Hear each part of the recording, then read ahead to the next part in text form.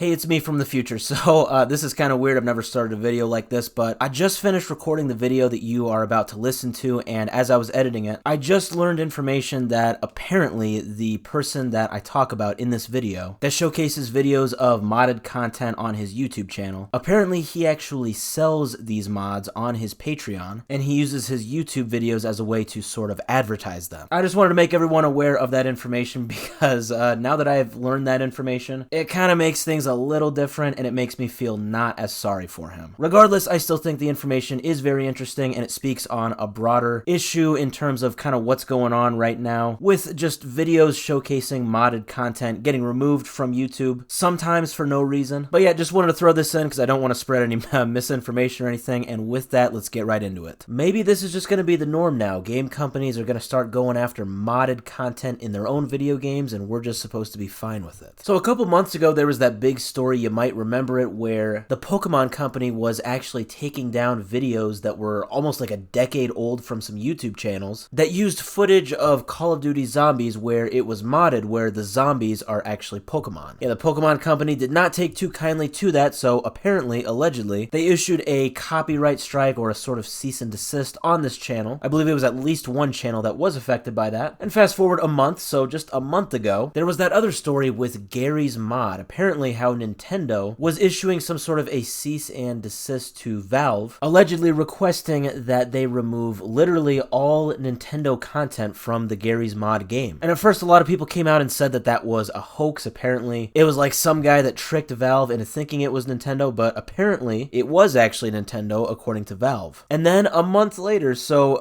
now today, there is big news about, well, not Nintendo, but another very big game publisher, Warner Brothers. And specifically, this is over the recent Mortal Kombat game called Mortal Kombat 1. And yeah, I know, the number system doesn't really make sense, but nothing these days does. I mean, come on, Xbox One. So anyway, yeah, I know there's a lot of fighting games out there. There's Street Fighter, there's Tekken, but Mortal Kombat is definitely a top dog. It's a very big game, very well received, and the recent installment, Mortal Kombat 1, that was released less than a year ago. It was late 2023. Looks like it's gotten pretty good reviews, pretty good sales. And so with all that popularity, obviously there are going to be people who make mods for that game. And with those mods, there's going to be content creators that are going to make videos about these mods. So that brings us to a gentleman called ToastedShoes. He is a YouTuber from Australia. He's got 800,000 subscribers, and it looks like he makes videos that are centered around mods in not only just Mortal Kombat, but a lot of other games as well, Resident Evil, Five Nights at Freddy's, Star Wars, etc. Well, he came out about 3 days ago and said that Warner Brothers had sent him an intellectual property infringement notification, which in other words is basically a cease and desist or a sort of threat to copyright strike his channel, and it was over these Mortal Kombat modded videos. Now I have to preface, this is all alleged. It looks like as of still right now, Warner Brothers has not officially commented on this. I mean, to me though, it's probably safe to say that this has happened. Like I said, it's been happening a lot recently with other companies, so it wouldn't surprise me if Warner Brothers has done the same. So as a result, ToastedShoes was definitely between a rock and a hard place, and ultimately he decided to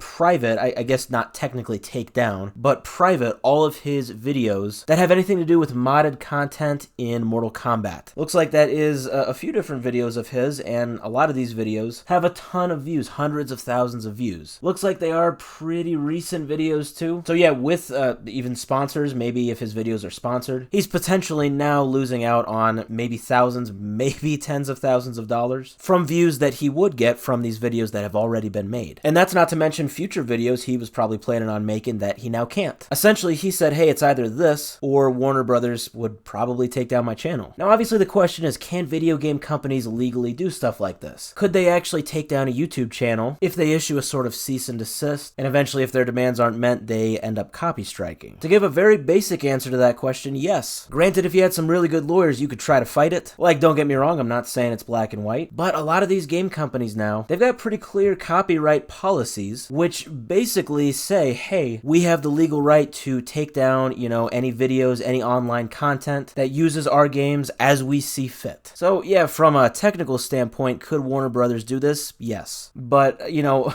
everything besides that, you know, morally should they do this? Or even from a business standpoint, should they do this? My answer to that would be a definite no. Look, mods at the end of the day are just mods. I see a lot of video game companies, when they talk about modded content like this, that they just just generally don't like, and in wanting to take down stuff like this, the general consensus that I hear from them is that they don't like modded content because they don't want to get the modded content mixed up with their own content from the general public standpoint. In other words, they don't want to see Peter Griffin fighting SpongeBob in a Mortal Kombat game and have everyone think that that is actual content in their game. Essentially, they don't want mods to misrepresent their game, which I can kind of get that, but I think the majority of people can definitely spot the difference very obviously between modded content and actual content. And on the flip side, a lot of these videos of modded content in their game, that could be gaining them, you know, even more popularity and more views toward their game. So I don't know, just very frustrating in my opinion. These mods, they're just, you know, fun, stupid content. They don't hurt anybody, right? They're not at anybody's expense, in my opinion. And I really, really feel like they help these companies more than hurt them, right? That's what's frustrating at the end of the day. It seems like anymore it's rare these days to find a gaming company who actually embraces these kinds of mods. But yeah, I just have to wonder, is this going to be the norm going forward? Are these gaming companies going to continue to take copyright action against videos showcasing modded content?